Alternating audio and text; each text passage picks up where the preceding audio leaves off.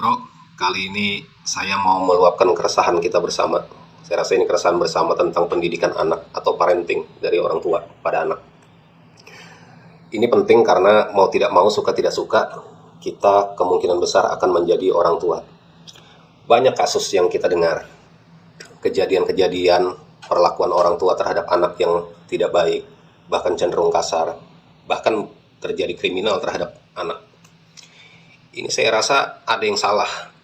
Kenapa? Karena alaminya kita sebagai laki-laki, alaminya kita itu adalah melindungi. Laki-laki itu melindungi istrinya, anak-anaknya, keluarganya, dan sebagainya. Tapi kejadian yang terjadi apa? Banyak dari orang-orang tua yang melakukan tindak kekerasan kepada anak. Apa yang salah?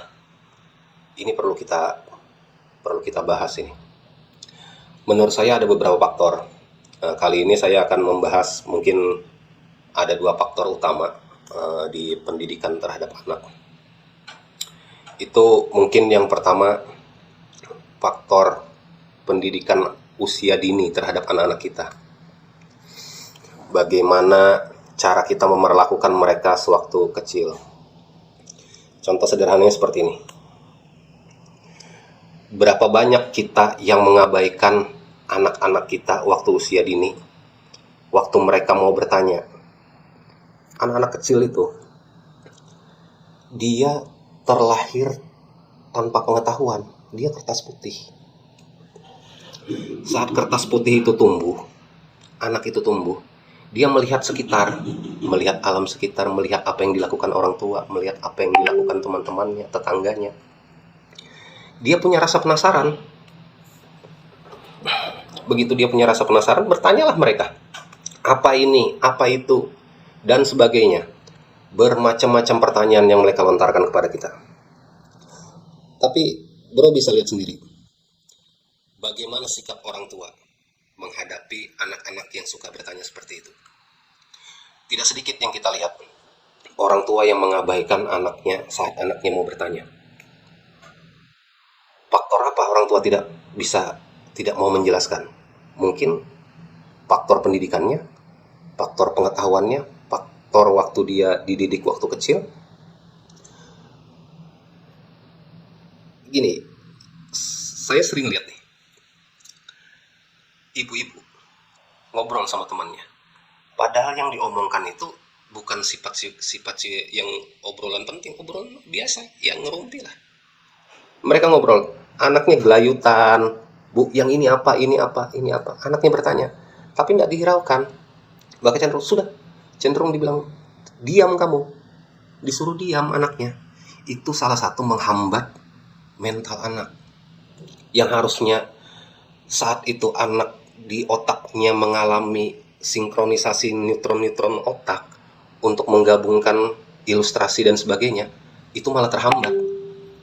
Karena saat anak mau bertanya, dia tidak terjawab. Padahal saat itu adalah masa tumbuh anak untuk mengetahui sesuatu. Jadi penting kita sebagai orang tua paham juga terhadap itu. Jawab anak kita apa yang ditanyakannya, jawab semampu kita, jawab dengan baik. Nah, untuk bisa menjawab dengan baik ini tentunya dengan pengetahuan. Banyaklah baca literasi, banyaklah baca ilmu-ilmu parenting. Karena anak itu perlu bimbingan kita. Sangat perlu bimbingan kita. Anak bertanya itu tanda anak cerdas, bukan sebaliknya. Mindset kebanyakan orang, anak yang pendiam itu dianggap anak pintar. Anaknya disuruh diam, diberi handphone. Sana nonton, sana lihat, dikasih HP. Diam sudah anaknya, itu dianggap pintar. Sementara anak yang pecicilan, lari sana lari sini, banyak mau tahu, itu malah dianggap anak nakal, anak tidak mau diam. Padahal bro, itu anak-anak itu calon anak-anak cerdas, berarti otak kanan mereka sedang berfungsi, berkembang otaknya itu. Dia pengen mengetahui sesuatu, pengen tahu sesuatu. Tugas kita sebagai orang tua menjawab, memberitahu, mengedukasi mereka apa yang mereka butuhkan, apa yang mereka inginkan. Kita yang harus menyalurkan. Sebagai orang tua harusnya kita seperti itu. Itu pendidikan yang pertama. Jadi Jangan jangan minder, jangan jangan memblok pertanyaan-pertanyaan anak. Karena itu modal anak untuk ke depan bisa lebih percaya diri, bisa menyalurkan apa yang ada di dalam pikirannya. Masih banyak sebenarnya, cuma mungkin kali ini saya hanya membahas dua faktor dulu lah.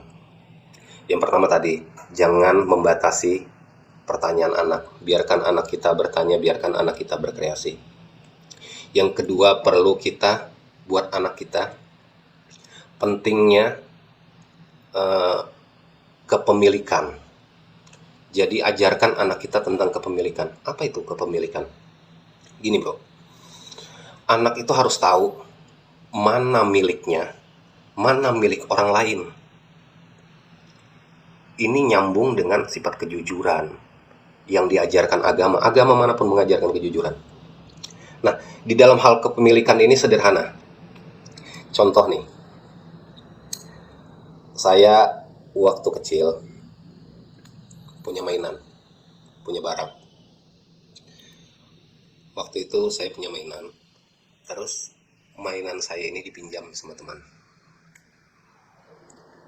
Anak temanku yang pinjam ini memakai mainanku ini nggak kira-kira, nggak ingat waktu, nggak mau gantian, kayak itu barang miliknya aja dia pakai. Habis itu ya namanya kita yang punya, saya ambil lah, gantian lah punya aku, ini waktu kecilnya. Jadi dia merengek sama orang tuanya, belilah dia, karena orang tuanya memang orang yang mampu saat itu, jadi beli yang upgrade lah, yang jauh lebih bagus daripada barang saya.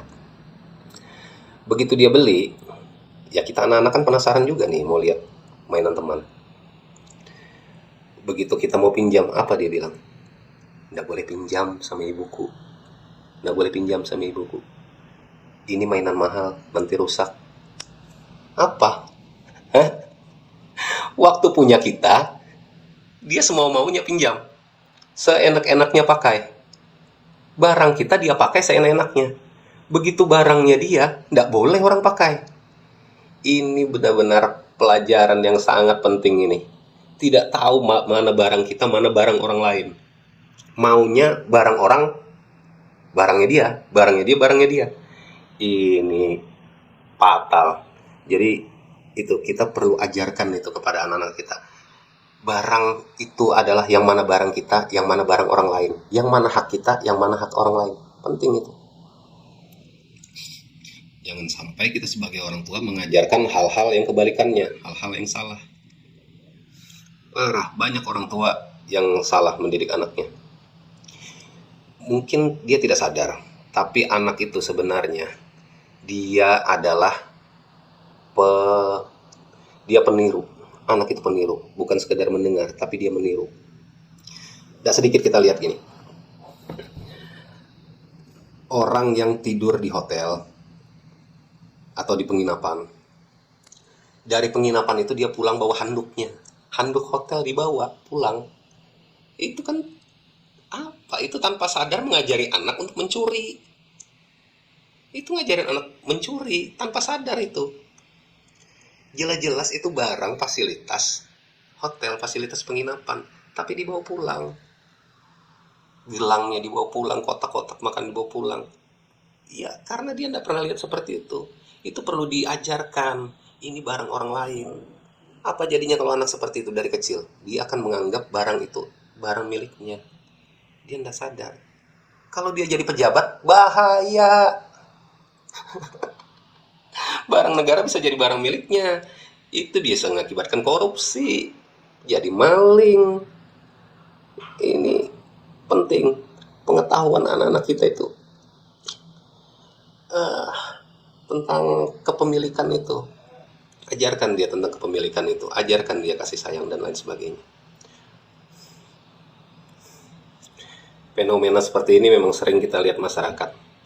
Jadi untuk kita, cara yang sudah jadi orang tua atau calon orang tua, pelajari hal itu, karena itu penting buat anak-anak kita di masa depan.